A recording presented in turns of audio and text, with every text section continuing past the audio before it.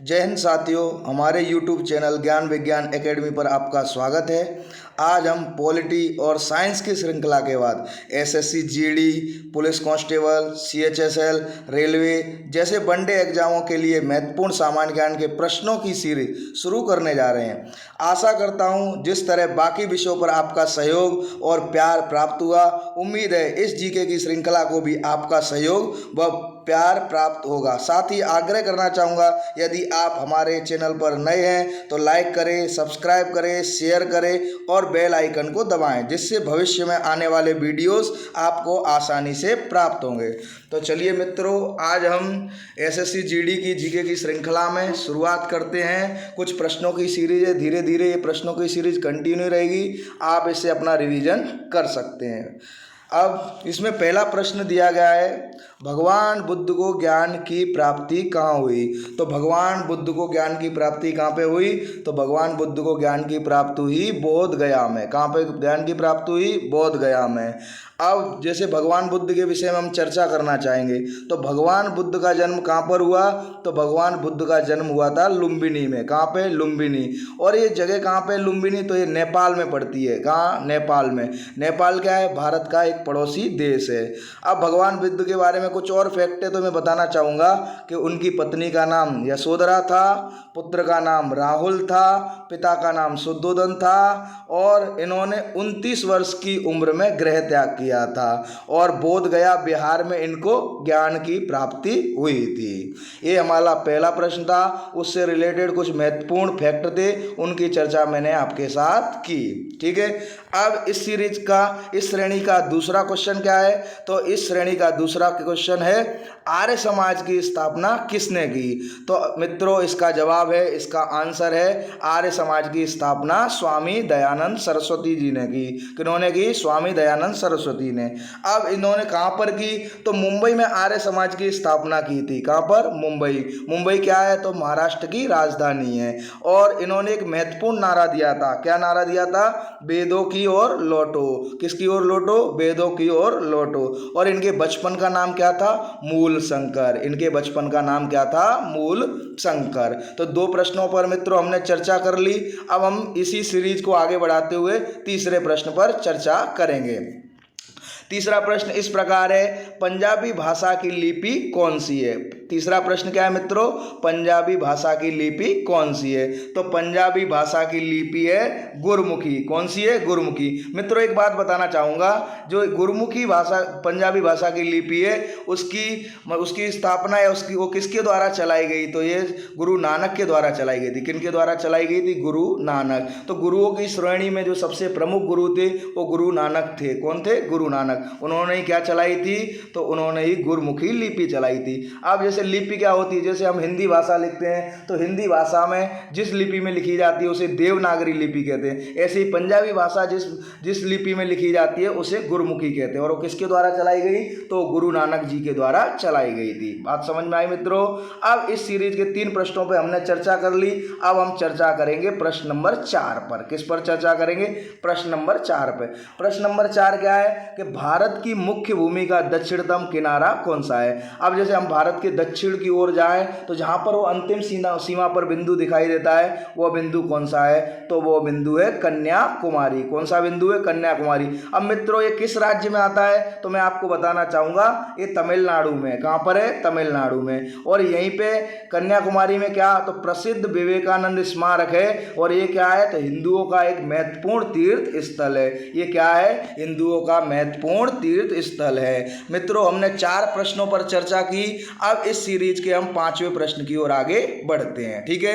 अब 5वां प्रश्न कुछ इस प्रकार है कि भारत में सबसे पहले सूर्य किस राज्य में निकलता है? 5वां प्रश्न क्या है मित्रों? भारत में सबसे पहले सूर्य किस राज्य में निकलता है? तो इसका उत्तर क्या है? तो इसका उत्तर है अरुणाचल प्रदेश। क्या है इसका उत्तर? अरुणाचल प्रदेश। अब हकीकत में अरुणाचल प्रदेश, तो अरुणाचल का अर्थ क्या होता है, अगर इसको अर्थ समझने जाएं तो चलने वाला पर्वत। अरुणाचल का मतलब क्या होता है, चलने वाला पर्वत।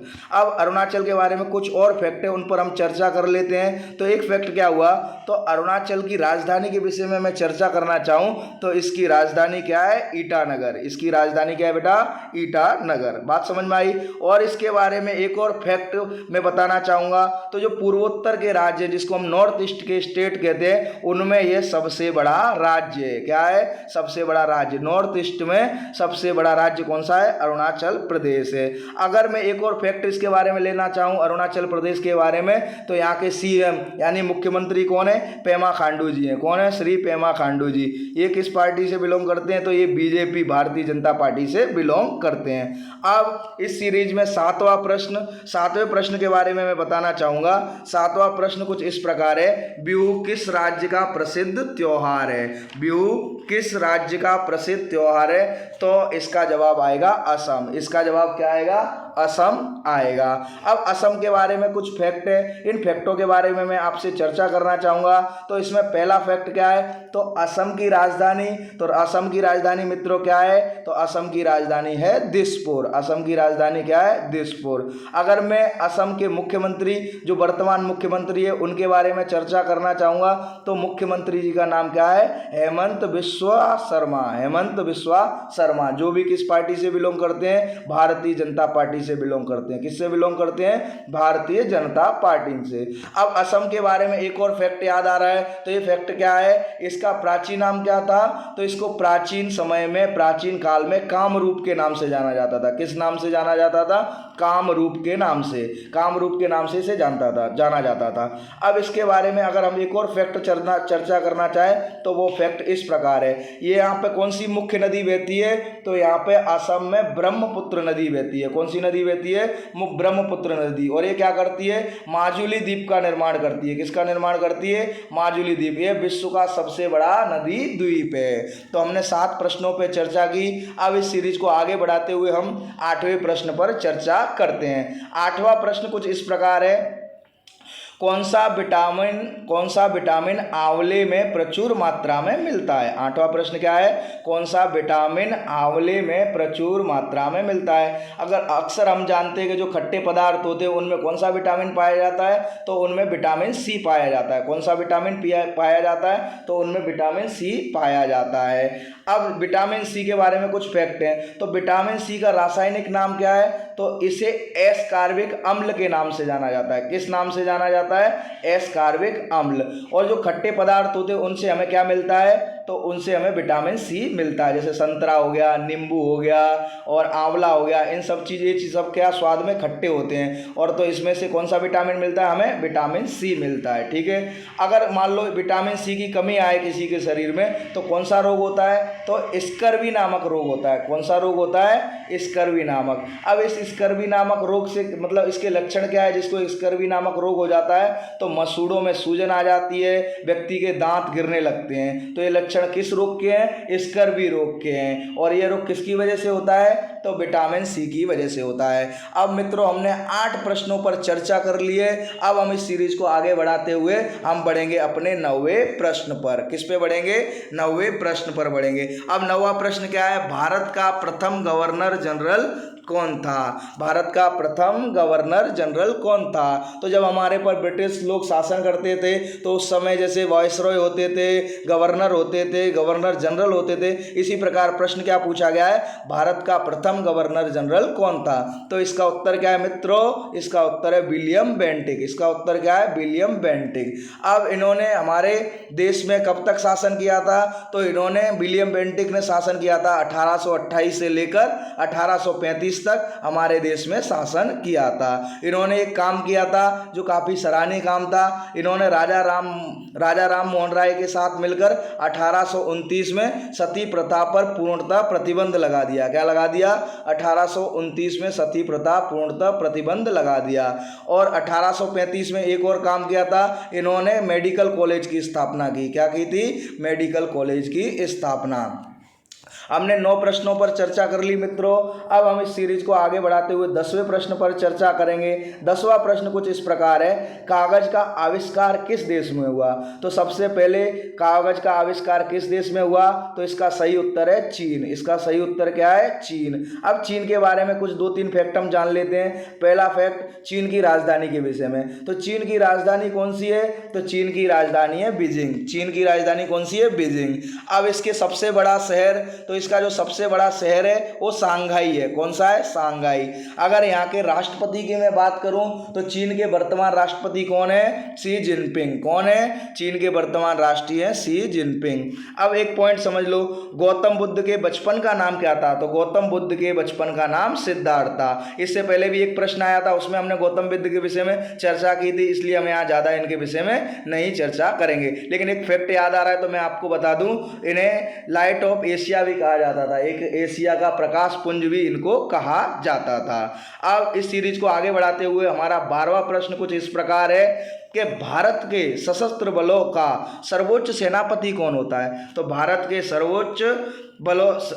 के सशस्त्र बलों का सर्वोच्च सेनापति कौन होता है? तो इसका मित्रों सही उत्तर है राष्ट्रपति। इसका सही उत्तर क्या है? राष्ट्रपति। अब राष्ट्रपति जी के बारे में कुछ फैक्ट है तो मैं आपको फैक्ट बता देता हूं।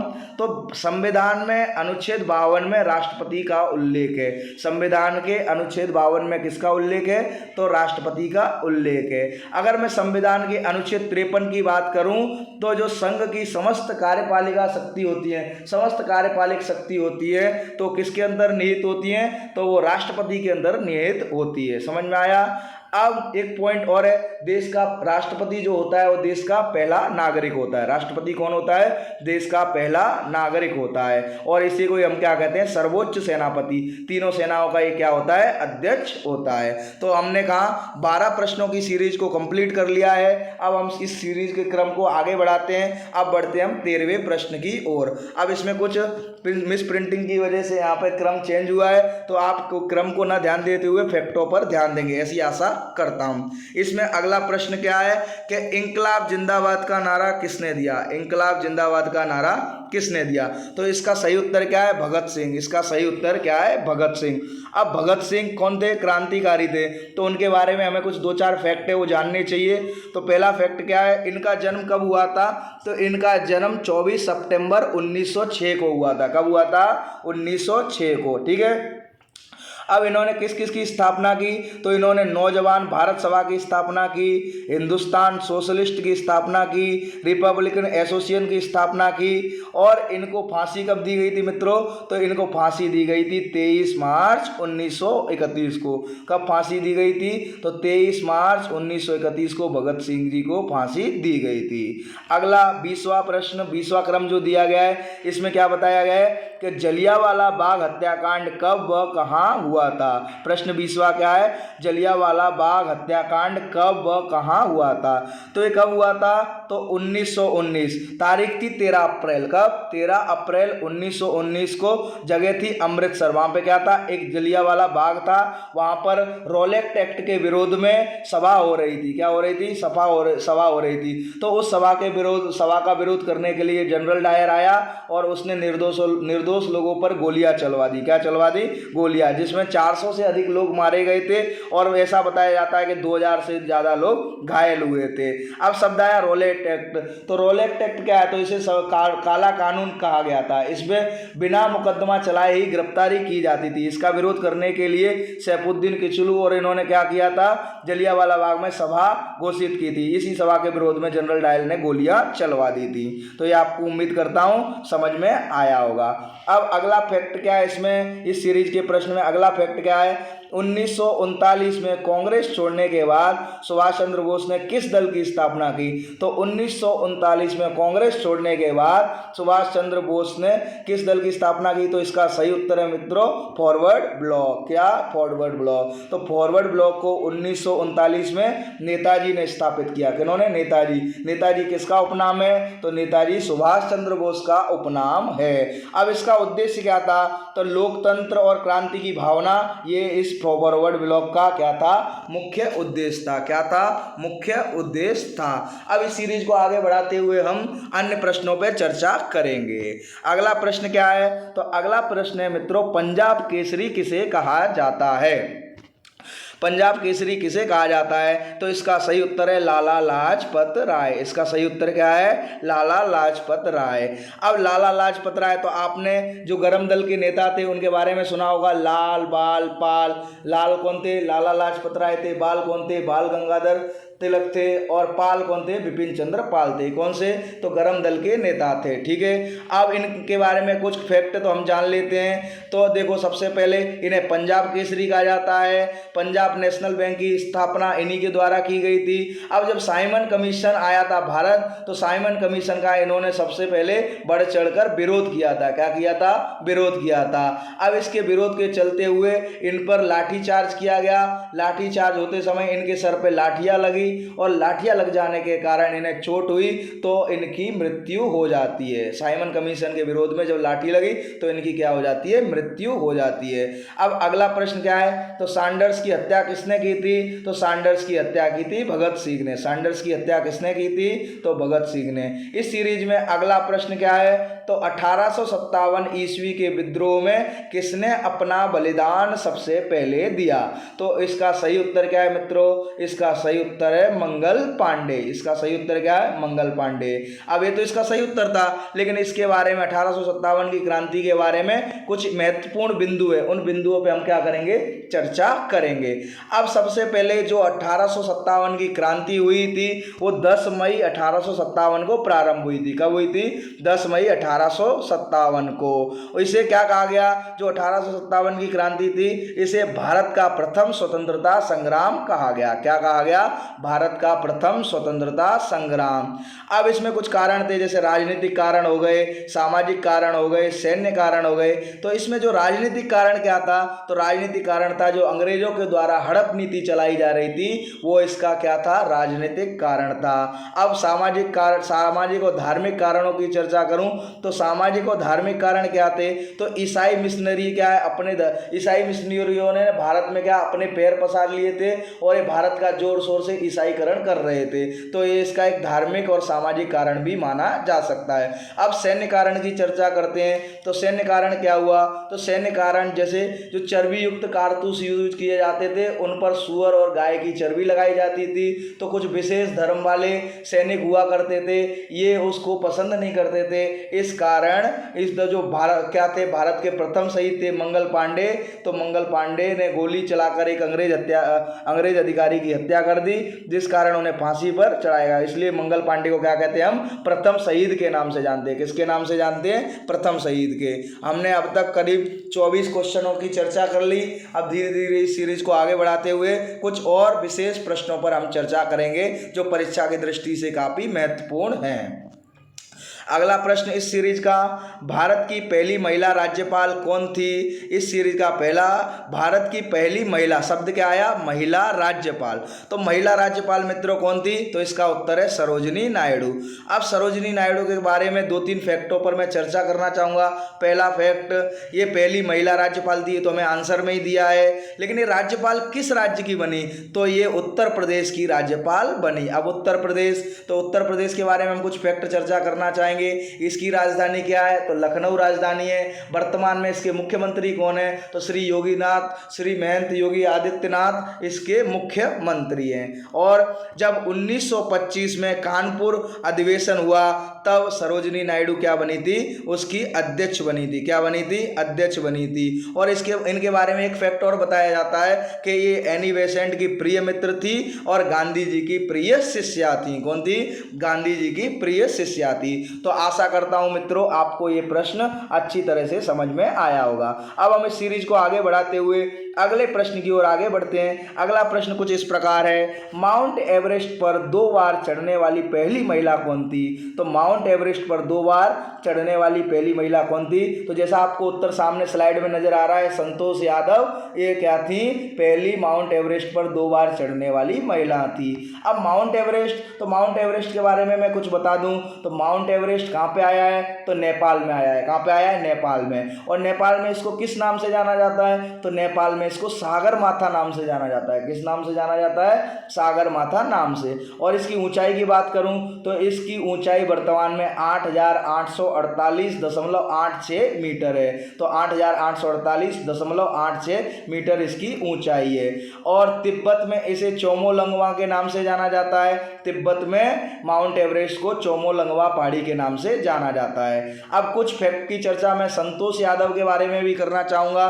तो संतोष यादव कौन थी? तो संतोष यादव एक पर्वतारोही थी। कौन? पर्वतारोही। और क्या थी वो? महिलाओं में सबसे पहले माउंट एवरेस्ट पर 2 बार चढ़ने वाली महिला थी। और इसके बारे में क्या है? तो इन्होंने 2 बार माउंट एवरेस्ट पर जीत पाकर रिकॉर्ड बनाया। क्या बनाया? रिकॉर्ड बनाया। तो इसी से भारत सरकार ने प्रसन्न होकर इन्हें पद्मश्री से नवाजा गया। अगर मैं इनके जन्म स्थल की बात करूं तो इनका जन्म हरियाणा रेवाड़ी में हुआ। कहां पर हुआ था इसका जन्म? इनका जन्म हरियाणा रेवाड़ी में इनका जन्म हुआ था। तो मित्रों, मैं आशा करता हूं आपको ये 26वां प्रश्न भी समझ में अच्छे से आया होगा। अब मैं अगले प्रश्न पर चर्चा करना चाहूंगा। काफी महत्वपूर्ण प्रश्न है, अक्सर छोटे बड़े एग्जामों में पूछा जाता है कई बार।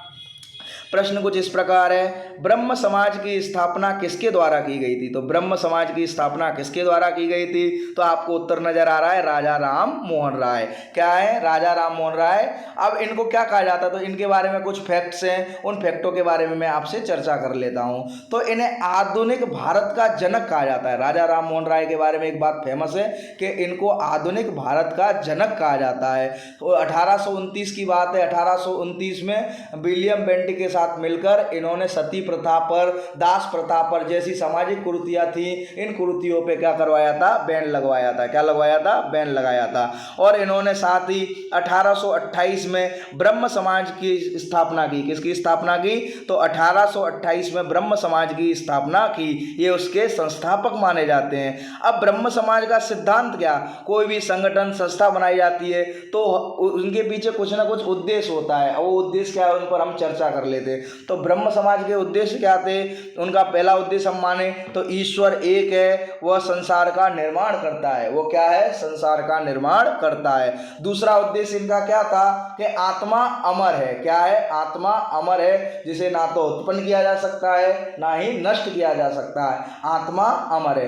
अब तीसरा क्या है? तो इसमें किसी भी मानव के साथ भेदभाव न करते हुए एक बात मानी गई। वो बात क्या मानी गई थी? कि सभी जो मनुष्य हैं धरती पर, इस धरती पर जितने भी मनुष्य हैं, सभी मनुष्य समान हैं, कोई ऊंचा नीचा नहीं है। मतलब किसी भी प्रकार का धर्म, जाति, लिंग के आधार पर भेदभाव नहीं किया जा गया था। अब इस प्रश्न की सीरीज को आगे बढ़ाते हुए हम अगले प्रश्न पर हम चर्चा करने जा रहे हैं।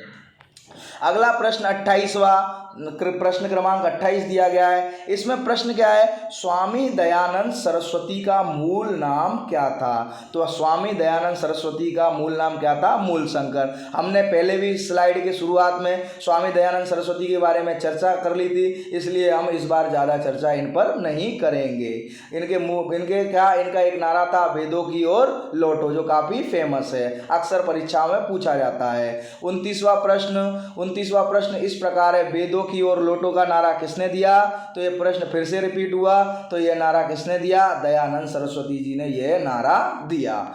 अब इस सीरीज को आगे बढ़ाते हुए आज की स्लाइड का आखिरी प्रश्न इस प्रकार है कि रामकृष्ण मिशन की स्थापना किसने की? रामकृष्ण मिशन की स्थापना किसने की? तो इसका सही उत्तर है मित्रों, स्वामी विवेकानंद। क्या है? स्वामी विवेकानंद। अब स्वामी विवेकानंद जी के बारे में जो क्या है, अक्सर सबके आदर्श है, हिंदू मुस्लिम सभी इनको सम्मान देते हैं। और इन्होंने क्या 39 वर्ष की अवस्था में क्या ली थी? समाधि ली थी। अब इनके बारे में कुछ फेमस फैक्ट है, वो फैक्टों की चर्चा मैं कर लेता हूँ। इनका जन्म 12 जनवरी 1863 में हुआ था। कहाँ पे हुआ था? तो कोलकाता, बंगाल में इनका जन्म हुआ था। इनके जन्म दिवस को हम युवा दिवस के रूप में मनाते हैं। किस रूप में मनाते हैं? युवा दिवस को। तो हर साल 12 जनवरी को हम युवा दिवस के रूप में मनाते हैं। इनका वास्तविक नाम क्या था? तो इनको फेमस होने के बाद स्वामी विवेकानंद जी के नाम से जानते थे, लेकिन पूर्व में इनका नाम, बचपन में इनका नाम नरेंद्र नाथ दत्त था। और इन्होंने अपने गुरुजी के नाम पर रामकृष्ण मिशन की स्थापना की। किसकी स्थापना की? रामकृष्ण मिशन की स्थापना की थी। अब 1893 में अमेरिका में शिकागो में धर्म सम्मेलन का आयोजन हुआ था, जिसमें हिस्सा या भाग लेने के लिए ये स्वयं वहां पर गए हुए थे। वहां पर इन्होंने एक संबोधन दिया। ये संबोधन कुछ इस प्रकार था: मेरे प्यारे अमेरिकन भाइयों और बहनों। इतना सुनकर पूरा सभागार तालियों के हिसाब से गूंजने लगा था। तालियों से क्या? तालियों की गड़गड़ाहट से पूरा सभागार गूंजने लगा था। तो मित्रों, ये इस सीरीज का हमारा आखिरी प्रश्न था। उम्मीद करता हूं आपको पसंद आया होगा। यदि आपको ये सीरीज पसंद आए तो लाइक करें, शेयर करें, सब्सक्राइब करें और हमारे ज्ञान विज्ञान एकेडमी पे लगातार जुड़े रहें, जिससे आपको निकट भविष्य में आने वाले वीडियो और इस तरह की प्रश्न सीरीजों से लाभ मिलता रहे। धन्यवाद मित्रों।